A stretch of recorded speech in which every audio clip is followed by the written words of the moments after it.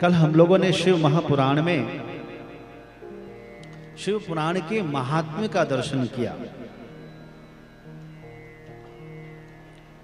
तो महात्म्य आपने जाना कि शिव पुराण जीवन में कोई कितना भी पाप किया हो, आखिरी समय में यदि शिव महापुराण श्रवण कर लेता है तो शिव जी उसे प्रसन्न हो करके उसे अपने धाम में बुला लेते हैं। आपने उदाहरण श्रवण किया देवराज का। दूसरा, मृत्युपरांत भी, मृत्यु के बाद भी यदि कोई श्रवण शिव महापुराण श्रवण कर ले तो उसका भी उद्धार होता है, शिवलोक में वास मिलता है। यह आपने बिंदु नामक ब्राह्मण की सदगति से जाना। चंचुला बहन की प्रेरणा से, उनकी प्रार्थना से जो है माँ की कृपा हुई और शिव महापुराण सुनने को मिला। तो मैं अब थोड़ा सा शिव महापुराण के बारे में, महत्व के बारे में 5 मिनट बोलूंगा, फिर आज के प्रश्न को प्रारंभ करूंगा। बंधुओं, पुराण तो बहुत हैं, 18 पुराण है, 18 उपपुराण है और 18 औपपुराण है। कितना हुआ? 18 तिया 54, 54 यानी 54 प्रकार के पुराण हैं। तो इतने पुराणों में जो शिव महापुराण है वो अपने आप में सबसे अलग है। हाँ, सबसे अलग है, अपने आप में सबसे विशेष है। शिव जी को समझने के लिए यह पुराण सर्वश्रेष्ठ है। कहते हैं शिव पुराण की कथा कहाँ सुननी चाहिए? कहाँ? किसी शिवालय में सुनना चाहिए। कहाँ सुनना चाहिए? किसी शिवालय में सुनना चाहिए। शिवालये च तीर्थे वा, किसी तीर्थ में सुनना चाहिए। वने वा, किसी वन में, किसी जंगल में सुनना चाहिए। गृहेथवा, अथवा गृह में भी, घर में भी आप सुन सकते हैं। कार्यम शिव पुराणस्य श्रवणस्थलमुत्तमम्।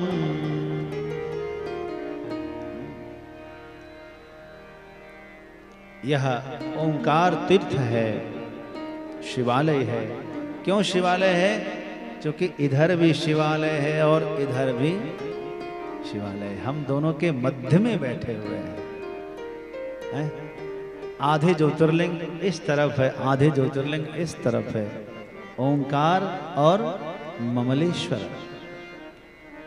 अमलेश्वर भी कहते हैं। हम तो कहते हैं कि ममेश्वर, ये मेरा ईश्वर है। हम तो ये कहेंगे ये मेरा ईश्वर है। हम ईश्वर की गोद में बैठे हुए हैं दोनों तरफ। बीच में मां नर्मदा बह रही है और नर्मदा जी के तट पर बैठ करके यह सौभाग्य अर्जित हुआ है। कहते हैं कि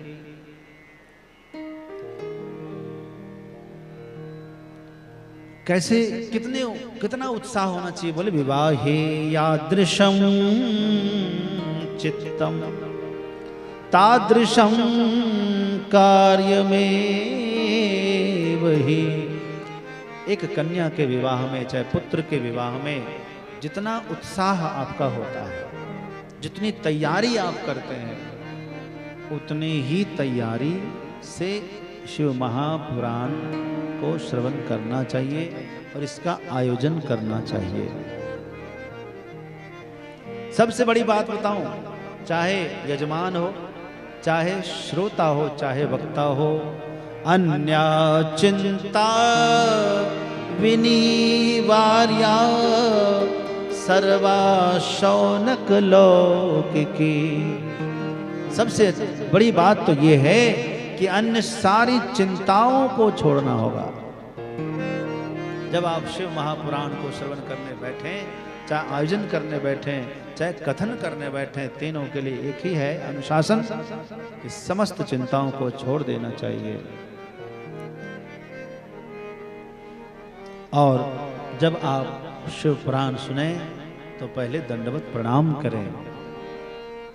यह शिव पुराण साक्षात शिव स्वरूप है। ऐसा मैं हर कथा में इसलिए कह देता हूं कि कुछ असावधानी ना हो जाए। आज तो मैं कहने वाला हूं बहुत कुछ, हाँ, कभी भी शिव पुराण को प्रणाम किए बगैर न बैठे कथा सुनने के लिए। कथा समाप्ति के बाद फिर से नमस्कार करें। समाप्तो प्रसंगस्य नमस्कुर्यात्।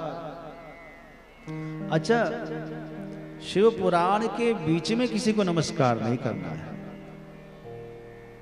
क्योंकि यहां साक्षात शिव जी के पास आप बैठे हैं, यह एहसास करके बैठिए। और यदि शिव जी यदि बैठे हैं तो क्या शिव जी के सामने किसी को नमस्कार करना चाहिए? गुरु को छोड़कर। यदि गुरु आपके आ जाते हैं तो उनके लिए है कि आप उनको प्रणाम कर सकते हैं। इसके अलावा किसी को प्रणाम बीच में नहीं करना है। शिव जी आपको देख रहे हैं, यह सोच करके बैठिए कि शिव जी देख रहे हैं। यहां लिखा है असमाप्तो प्रसंगस्य नमस्कुर्यान्न कस्यचित्। असमाप्ति, जब तक संपन्न ना हो जाए शिव महापुराण, जब तक बैठे हैं आप 3 घंटा, इस बीच में किसी को नमस्कार नहीं करना है। एक बार शिव जी को प्रणाम करके बैठ गए तो हम शिव जी के सामने आमने हैं। मोबाइल को जरूर साइलेंट मार के उल्टा कर रखें कि दिखे भी ना कि किसका फोन आया। संपन्न के बाद ही उसको कॉल बैक करके आप फोन करके खबर लें कि क्या समाचार है। बालो युवाथ वृद्धो वा दरिद्रो वापि दुर्बलः पुराणज्ञः सदा वन्द्यः पूज्यश्च सुकृतार्थिमे। इस पुराण को जानने वाला हमेशा वंदनीय होता है। अनादर न करें कभी किसी का भी, बाल हो, वृद्ध हो, युवा हो। हाँ, अब आइए, जो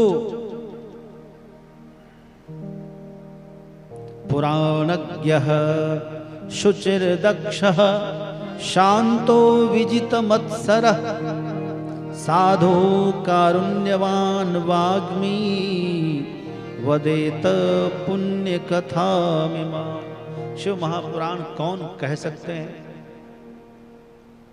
इस पर भी वर्णन कर ही दिया है तो मैं बता ही दूं। लिखा है पुराणज्ञ, पहला है वो पुराणज्ञ होना चाहिए, जानकार होना चाहिए। शुचि यानी पवित्र भी उसको होना चाहिए। दक्ष, सावधान होना चाहिए। दक्ष का मतलब सावधान। शांत, शांत स्वभाव होना चाहिए। विजित मत्सरा, वो बहुत बड़ी बात यह है कि शिव पुराण के प्रवक्ता को किसी से मत्सर नहीं करना चाहिए। मत्सर जानते हैं? मत्सर किसे कहते हैं? ईर्षा। मत्तः सरति, मुझसे आगे निकल गया, वो मुझसे आगे कैसे है, यह कष्ट होना, यह आना मन में, यह मत्सर का भाव नहीं होना चाहिए। शिव पुराण के जो वक्ता होते हैं वो सबको ही सम्मान देते हैं, सबको सम्मान देते हैं, मत्सर नहीं। सबकी प्रशंसा, आपके लिए सभी वंदनीय है, सभी आदरणीय है।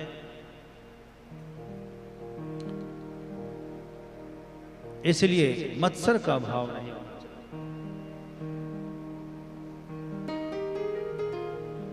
दूसरा, साधु हो। साधु किसे कहते हैं? अब साधु से अब जो समझ ले भाई। साधु वस्त्र से भी हो सकता है, साधु बिना वस्त्र का भी हो सकता है। साधनोति पर कार्याणि इति साधु, जो दूसरों के मददगार हो सके, सबका सुहृद हो सके। ये साधु शब्द को सब समझते हैं, ऐसी बात नहीं कि नहीं समझते हैं। कारुण्यवान होना चाहिए, करुणावान होना चाहिए, वाग्मी होना चाहिए। हाँ, वाग्मी मतलब दृष्टांत कुशल, वाणी के धनी होना चाहिए।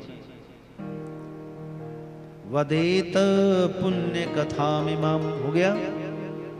इस प्रकार मैंने आपको बताया। और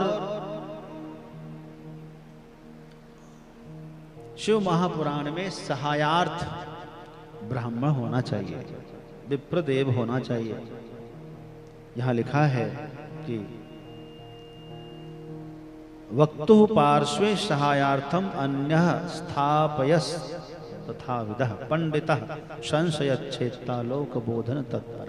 आचार्य जो होना चाहिए शिव पुराण में, वह भक्तों का समाधान कर सके, वह जानकार होना चाहिए।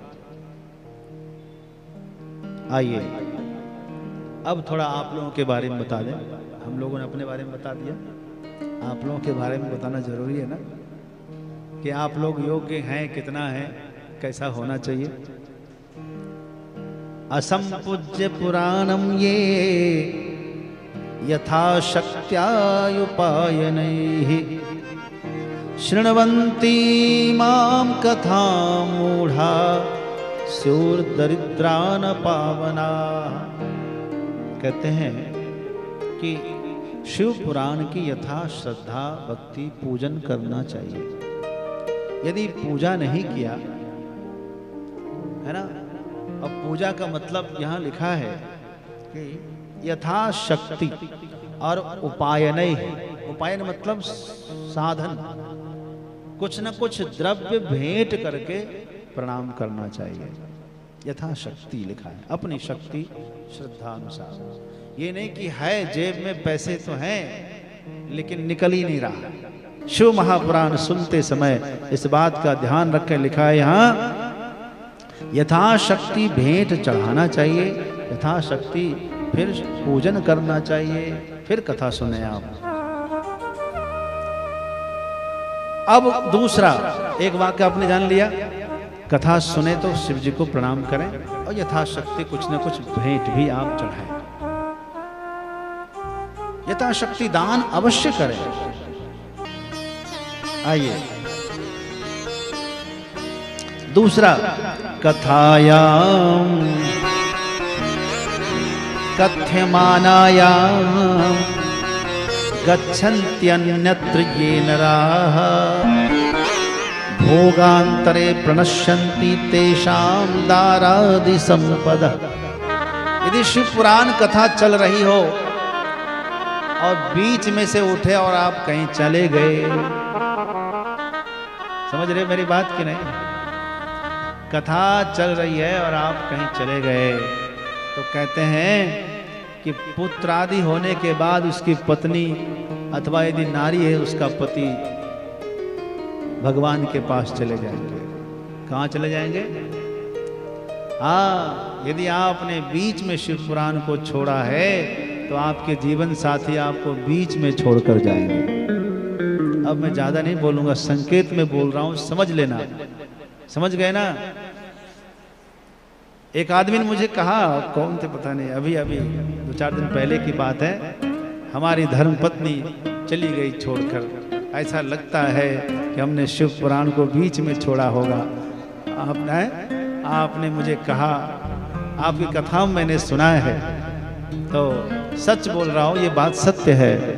इसलिए शिव पुराण को बीच में ना छोड़ें। इसलिए सोशनी समस्तका ये च शृण्वन्ति मां कथाम नराः। शिव महापुराण सुनने वाले यदि पगड़ी पहना, कोई पगड़ी समझते हैं? ये बाबा पगड़ी पहनते हैं, आज खोल के रखा है। कुमावत जी, रामकृष्ण कुमावत जी, पगड़ी मत पहना, नीचे रखना। ठीक किया है? हाँ, नहीं सुने, आज बिल्कुल नीचे रखा है। सावधान है, पहले पहनते थे ना। हाँ हाँ, उज्जैन में समझ लिया इसने कि पगड़ी पहनना नहीं, नीचे रखा खोल कर। सोशनी समस्तका, यदि पगड़ी पहनकर आप, पाग पहनकर यदि आप कथा सुनते हैं तो क्या होगा? कहते हैं तत्पुत्राश्च प्रजायन्ते पापिनः कुलदोषका। उनके पुत्र जो है कुसंस्कारी हो जाएंगे। पुत्र पौत्र कोई ना कोई आपके कुल को कलंकित करने वाले कार्य करेंगे, इसलिए पगड़ी नहीं पहनना। अब आइए, तांबूलम भक्षयन्तो ये शृण्वन्ति माम कथाम नराः। यदि आप कथा सुनते समय तांबूल खा रहे, तांबूल समझते हो? पान। यदि आप पान खा के कथा सुनेंगे तो कहते हैं उनको यमराज के यहाँ नौकरी करनी पड़ेगी। नौकरी उनको मिलेगी, कहाँ मिलेगी? नरक में नौकरी मिलेगी। अब जिनको यहाँ बेरोजगारी ज्यादा हो, पान खा के कथा में बैठो, आपको नौकरी मिलेगी तो सही, कहाँ मिलेगी? हाँ, यमराज के यहाँ नौकरी मिलेगी। और काम क्या करना होगा? उसको पकड़ के लाओ, उसको मारो, उसको पीटो, उसको यही सब दंड करना पड़ेगा वहां। तो कह रहे हैं, लिखा है यहाँ पर, नरके यम किंकराहा, नरक में उसको यमराज के नौकर बनने पड़ते हैं, नौकरी मिलेगी उनको। इसलिए तांबुल खाने वाले सावधान रहें। ये तो तुंगासनारूढ़ा, यदि कोई व्यक्ति ऊंचे आसन पर, वक्ता से भी ऊंचे आसन पर बैठकर कथा सुन ले, तो कहते हैं ततः काका भवन्ति ही, उसे कौवे की योनि मिलती है, कौवा बनना पड़ता है। इसलिए वक्ता से नहीं, आप लोग चिंता न करें, मेरे से आप लोग नीचे बैठे, वक्ता से ऊपर नहीं है। वक्ता से ऊपर कोई यदि बैठे कथा सुनता है तो उसे कौवा की योनि मिलती है। कथा सुनते समय वीरासन से भी नहीं बैठना है। वीरासन समझते हैं? हाँ, वीरासन से पैर पर पैर चढ़ा करके जो बैठते हैं, ऐसा बनने करने से वृक्ष की योनि में जाना पड़ता है। असंप्रणम्य वक्तारम, वक्ता को यदि प्रणाम न किया जाए, है ना, न केवल शिव पुराण को प्रणाम करना है, बल्कि वक्ता महोदय को भी प्रणाम करना है। यदि वक्ता को प्रणाम न करके कथा सुना जाए तो कहते हैं भवन्ति अर्जुन पादपाः, अर्जुन का वृक्ष बनना होगा। अर्जुन तो जानते हो, अर्जुन वृक्ष।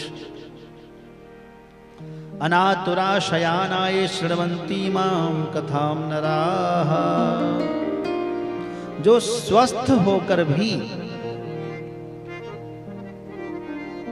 बिस्तर पर कथा सुन रहे हैं, है ना, तो कहते हैं भुक्त्वा ते नरकान घोरान भवन्ति अजगरादयः, उसको अजगर की योनि में जाना पड़ेगा। स्वस्थ होने के बाद भी आप बिस्तर पर पड़े रह गए कथा सुनने के लिए, कथा सुन तो रहे हैं, बिस्तर पर पड़े, स्वस्थ है, तो क्या होना पड़ेगा? अजगर बनना पड़ेगा।